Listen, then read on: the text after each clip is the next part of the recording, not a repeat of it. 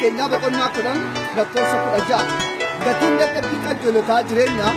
wa warra jolota mo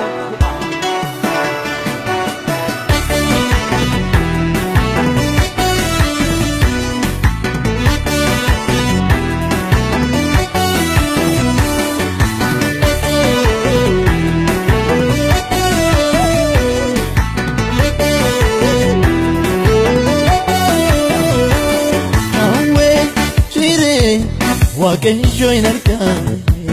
Waaqayyo in argaa Waaqayyo in argaa Yahweh ire Waaqayyo in argaa Waaqayyo in argaa Waaqayyo in argaa Waaqayyo in argaa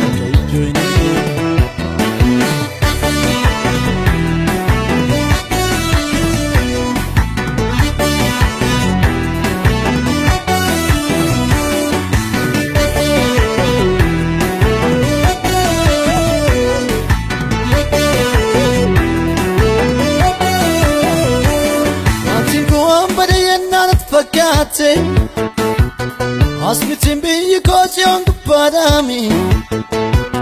Hasmitin biyi kotion gupadami Dofki ko hambade yananat fakate Hasmitin mani kotion gupadami Hasmitin mani kotion gupadami Yasin kajero ta jirenya Jirenya Jirenya Inni nublata me jirenya Jirenya Jirenya Yatin kajero ta jirenya Jirenya Jirenya Inni nublata me jirenya Jirenya Jirenya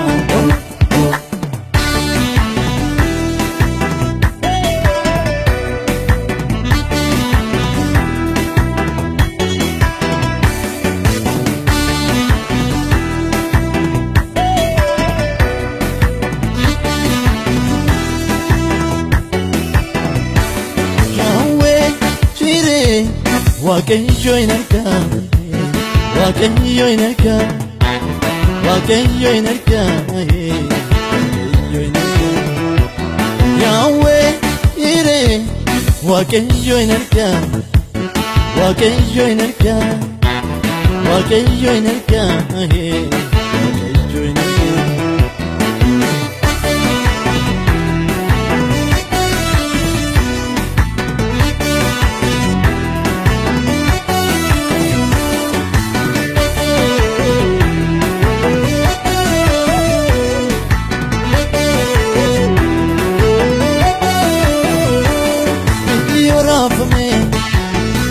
Gabatani be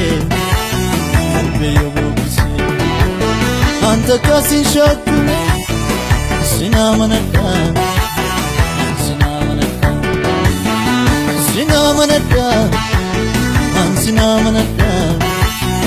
Sinamanata Sinamanata Sinamanata Sinamanata Yatin kajero ta jirenya Jirenya Jirenya Inni nublata me jirenya Jirenya Jirenya Yatin kajero ta jirenya Jirenya Jirenya Inni nublata me jirenya Jirenya Jirenya